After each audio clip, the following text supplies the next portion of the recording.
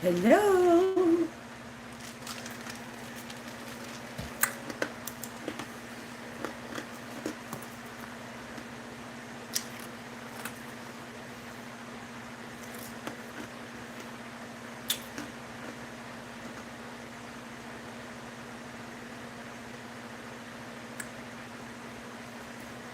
I'm going to give it a few minutes and see who will come.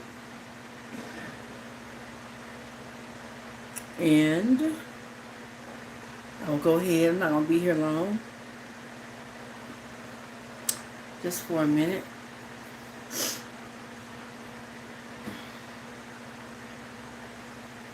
How was y'all's day today? How was everybody's day today?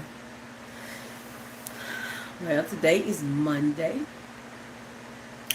And I had a good morning. Started out quiet and peaceful. And of course, you know the enemy don't want you to have peace. Anytime you share a word of encouragement or God uses you to speak into someone else's life to give them uplift in their spirit where they can take another stride, they can stand a little bit longer in faith, they can continue to practice the right mindset and thought and speak in the right way, he's going to come against the messenger. They said don't kill the messenger. Sometimes that's the main thing he does. He sends somebody to come and try to destroy the messenger. So I just wanted to share this little 10 minutes. It's going to be a 10-minute segue, little session.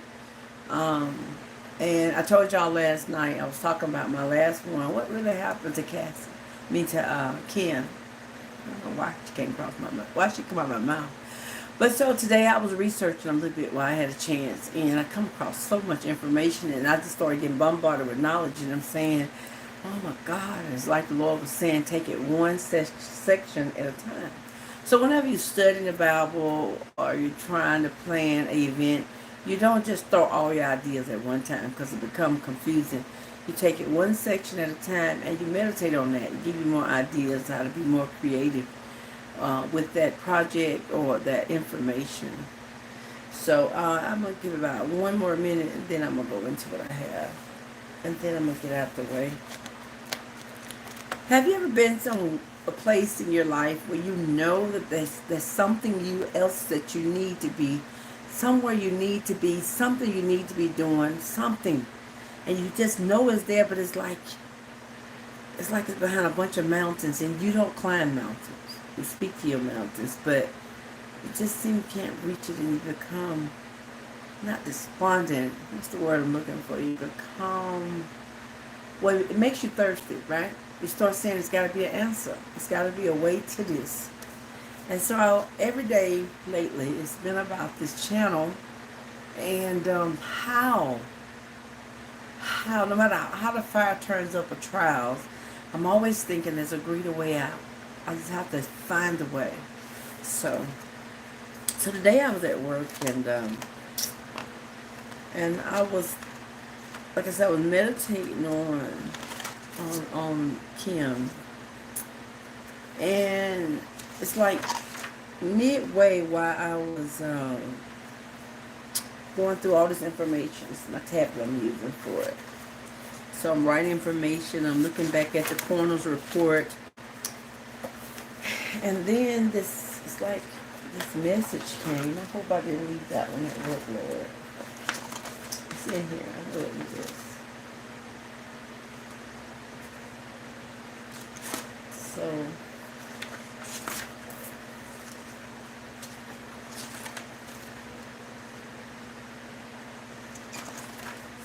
I bet you any kind of money I left it on my desk. I bet you I did. I'll try to go back in my memory and try to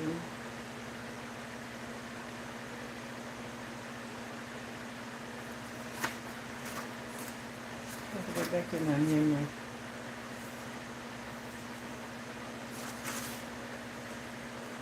But what he said was, got it, found it. So here it is. It had a point when I was researching where Diddy went back. I think it was, let's see who it was, what magazine. It was XO Nicole, and it's XONECOLE Nicole magazine or article. And it was in April 2nd, 2019. And this is what it read. It says that Diddy said that that him and Kim was like Bonnie and Clyde. That was the main thing. And I thought immediately about Beyonce and Jay-Z's little mini movie about them being like Bonnie and Clyde. I said, how interesting. And he said these words about Kim. He says she was always down with him, and she was always authentic, basically saying that whatever he wanted, whatever he did, she was with him. And so that just stayed right there. And I'm sitting at the desk and of it. And so these words came to me.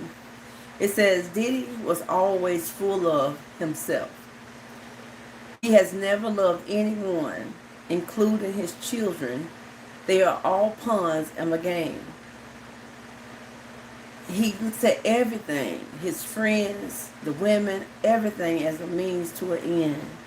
And I said, wow, allegedly. So everything that I'm saying has not been proven. It's all just allegation. It's all for entertainment purposes and educational purposes. So, but yeah, and I said, wow.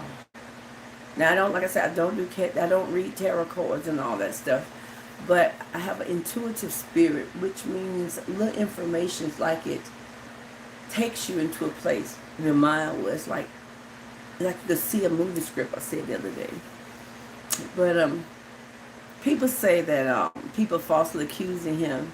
You know, if you remember, they said the same thing about R. Kelly. At first, I didn't even want to believe that R. Kelly had allegedly done all these things. Even when I was younger, I had heard about the little girl with the tapes where she had got rain showers and allegedly. And so, like, wow, if he did that is just horrible.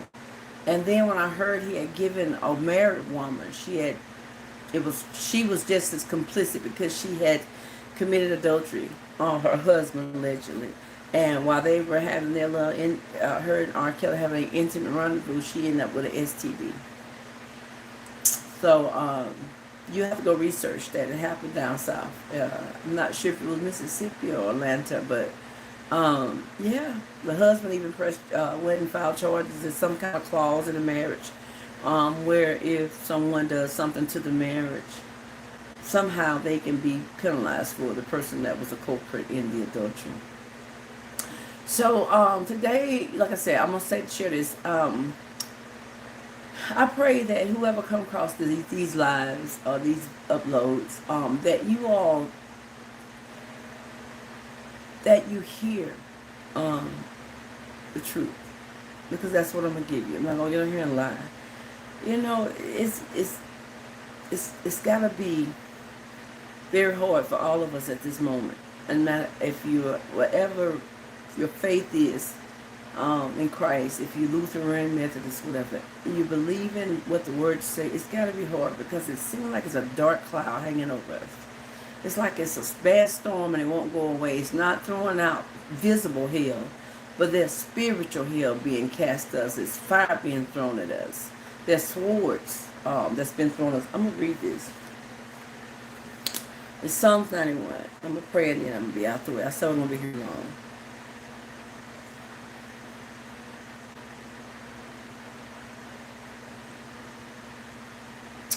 You want just this relief to come so bad to the point where you're willing to go outside of the faith to look for answers. And it could be detrimental to our faith. But you come to a point where you just like, Lord, I don't know what else to do. I prayed, I cried, I fasted, I tried to fast, I heard the Christians and what they said, and it just seemed like, Lord, there's no answers. It says, whoever dwells in the shelter of the Most High will rest in the shadow of the Almighty. I will say of the Lord, He is my refuge and my fortress, my God in whom I trust. Surely He will save you from the foul snares and from the deadly pestilence. And so what I was saying earlier about it seems like it's a dark cloud or a grayish atmosphere. It's demonically influenced. And even though we can't physically see the hail or the tsunamis, we can't physically see the hurricanes swirling out in the ocean. We can't physically see the attacks. We know we can feel them spiritually. It's like, Lord, I pay my tithes. I do all these things. I try to do right by everybody. Lord, I'm not perfect, but I try. And it's like you can get no release.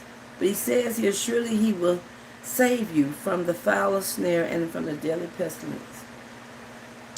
I'm going to go to the whole book. I'm going to open it up. And it says, he will cover you with his feathers, and under his wings you will find refuge. His faithfulness will be your shield and rampart. You will not fear the terror of night, nor the arrow that flies by day, nor the pestilence that stalks in the darkness, nor the plague that destroys in the midday. We don't see these things, but the enemy, he has power. He has a certain limited amount of power, we read. Jesus said, but he has all power. It says, you will only observe with your eyes and see the punishment of the wicked. If you say the Lord is my refuge, and you make the Most High your dwelling, no harm will overtake you. No disaster will come near your tent.